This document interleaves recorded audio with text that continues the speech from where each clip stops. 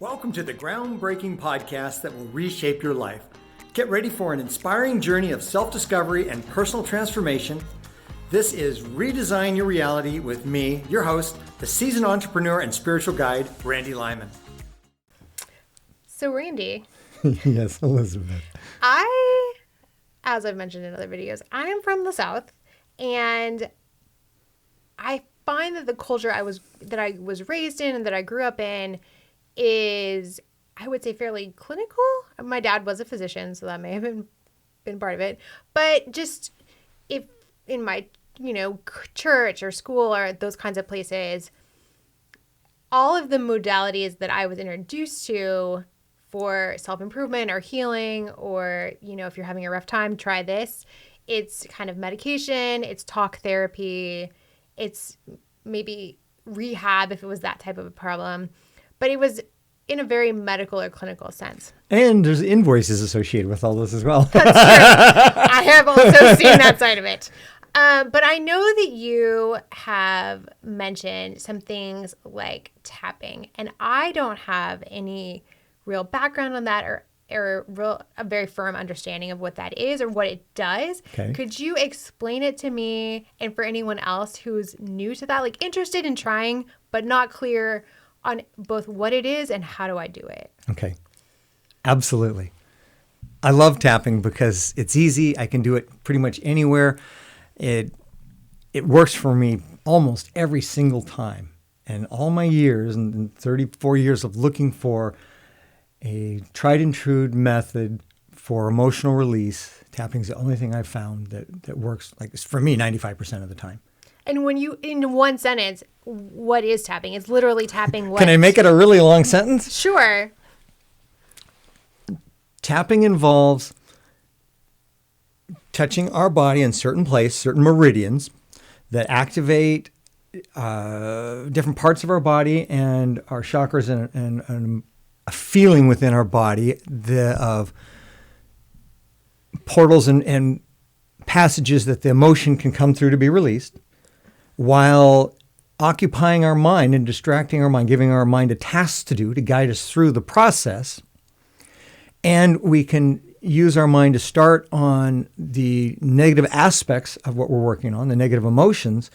And as we go through the tapping, I'll go through one cycle at least. As we go through the cycles of tapping, we start negative, we go to neutral, we finish positive. So we've acknowledged the negative emotion or the challenge, even if it's not the deep underlying emotion. We acknowledge the surface issue that we're trying to work through. Then from a negative perspective, we have to acknowledge it. And then we go to a neutral point of view, and then we go to a positive the vision of a positive outcome. And this is in language. This is in language, in words, with our mind, with our body involved. As I'm tapping my body is involved physically. And because my body is involved and my mind is occupied and not controlling me and distracting me, it's participating in the process, then the emotions can come out because the mind's participating and occupying. It doesn't get in the way. So unlike something like acupuncture, you're saying something specific to yourself while you're touching these points. Yes, because acupuncture is passive. I'm being stabbed. I'm not stabbing myself. I like acupuncture. It's not that bad. But seriously, I'm being stabbed or poked. Right. And it's passive. And in tapping, it's active. My mind is actively involved in guiding me through this. And if the mind is actively involved in the process, it feels comfortable because it's part of the process. Right. And it's busy, so it can't be derailing my attempt to feel what's coming through my body. Well, and sometimes I hear it called tapping, and sometimes I hear it called EFT. And is that the same exact thing?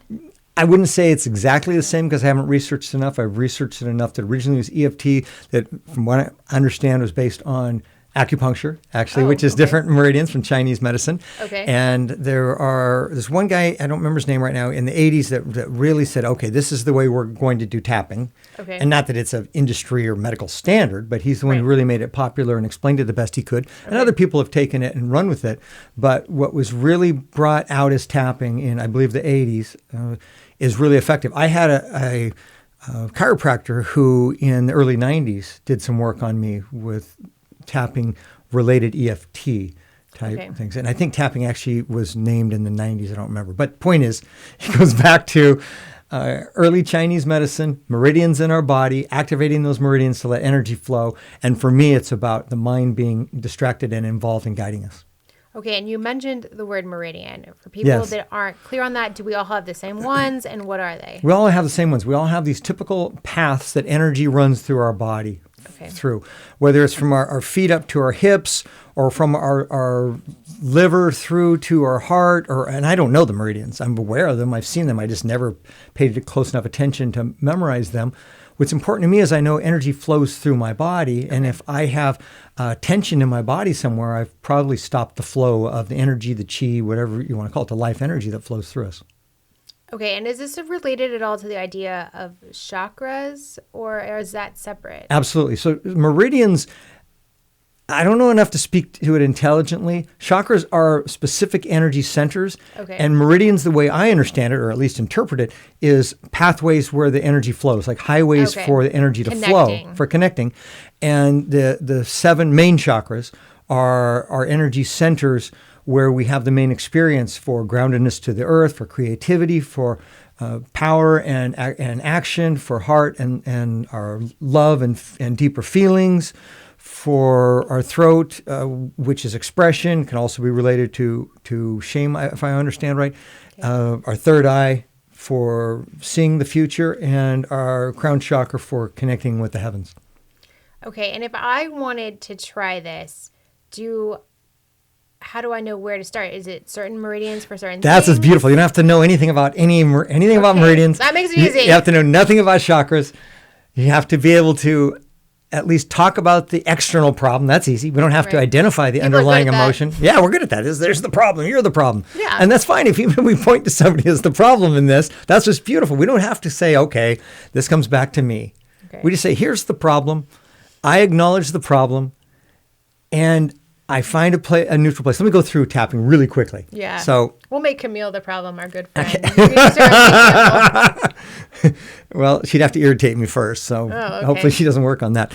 The first thing I do is a setup statement where I'm tapping on this part of my hand. Okay. And I say, I love and accept myself, even though bad traffic irritates me. I do it 3 times. Bad traffic irritates me. I love and accept myself, etc. So I'm setting up what I'm working on. Here's the kind of a outside mantra. irritation, a Okay. mantra. Yeah. I love and accept myself, even though this problem's in my life, or I have this problem, whatever the problem is. Okay. Then I start here above my eyebrows and I say, I'm irritated by traffic. And then second location, side of the eyes. Traffic is just awful in the city. And then below my eyes, traffic is much worse than it used to be. And then between my nose and my mustache for men, I wish traffic were better. Okay. And the next spot is on her chin. My car is just not good in traffic. And then bottom of her collarbone. Okay. I don't do well in traffic. I get frustrated. And then about 4 inches below our armpit, the traffic here is just not what I'd like it to be. Then we go to the top of our head. And some people think that's funny. I don't. I think it's just normal. and we say another step closer to neutral, or still stay with the problem. Sometimes I do 2 laps with the problem because I'm not getting into it, or I'm really focused on it. Okay. The traffic's just awful, and I'm sick of this town and the traffic in this town. Okay. Then 1 or 2 laps or 3 laps of that if you need to. Laps meaning the whole cycle. Right. And then we get to something neutral. Well, the traffic maybe can get better. The traffic's better at 2 o'clock in the afternoon, or on Sundays, the traffic's not so bad. And even though there's bad traffic, I know I get to where I'm going, and I'm glad that there's roads. And my car actually does pretty well in traffic, and I get to listen to audiobooks while I'm in traffic. Mm-hmm. And So we're positively and I'm reframing. moving from bad to neutral to positive, and there may be a solution. And now I go to positive. Okay, when I'm in traffic, I get to listen to songs on the radio that my wife doesn't want to listen to. I get to be quiet and calm before I come home to my kids. I get to be quiet and calm before I go to work. I know that I get learning and growth from all these challenges. I know that God is always with me. I know that every step of my path is towards divine growth. I have divine guidance with me. God is always with me, and I know everything works out well. So I start with the negative challenge on the first lap. First I say, this is the problem, the outside problem. I talk about the negative aspects of the problem, as many laps or cycles as I need to. And then I go to neutral, something in between. And my mind is saying, yeah, it's really bad, but yeah, it could be better. And I'm making a transition. Law of attraction says we can't jump from a 3 to an 8. So I can't jump from bad right to good. So I transition through the neutral. And then when I'm ready, I start automatically thinking of positive things. That's the other beauty of this. Right. Once we've done it a few times, it just becomes automatic. And then I go through the neutral. And once I'm through the neutral and positive thoughts come to my mind, then I go through the positive thoughts. And I end up usually with God loves me and the world works and everything's going to be okay. And the beauty of it is I can do it without saying it out loud. I can do it in my office if the door's closed. Right. I can do it laying down. I can do it in my car. I could do it anytime. And for me, I typically get a little emotional, not deep sobbing emotions, but I get a little emotional. I get a tear or I get a little watering in my eyes. I get a kind of a warm feeling. And it's like magic because I didn't have to go deep into that, oh my God, I feel all this trauma from the past. Yeah. And the outside problem goes away. It really works well. Okay, well, for all of our listeners who are type A, like me, I've got you.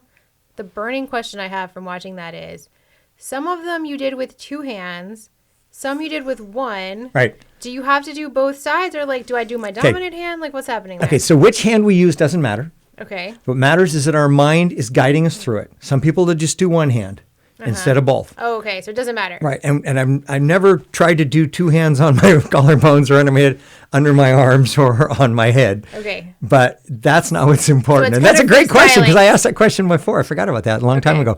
It's not about style. It's about the mind is in charge and it feels safe. And the mind is distracted and participating. It's distracted by the participation in the process.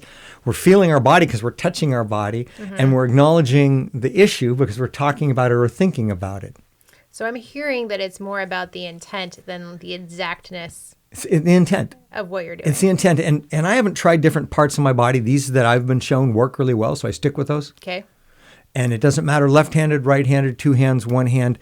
It just matters that I take the time to do it. And when I do it, I like to do it in the morning when I get up. I don't do it every day because I'm human. I'm not as disciplined as I'd like to be, but Yeah. even once in a while. But again, the magic is I don't have to go pay anybody. I don't have to go anywhere. Right. And it really is effective. Yeah, it's a very accessible. Accessible, exactly. That's a great word. Yeah. Okay, well, that's really interesting. And that really kind of breaks it down into a simple thing that anyone could go try right now. And absolutely. And if you don't do it right, it doesn't matter. Just do what works for you.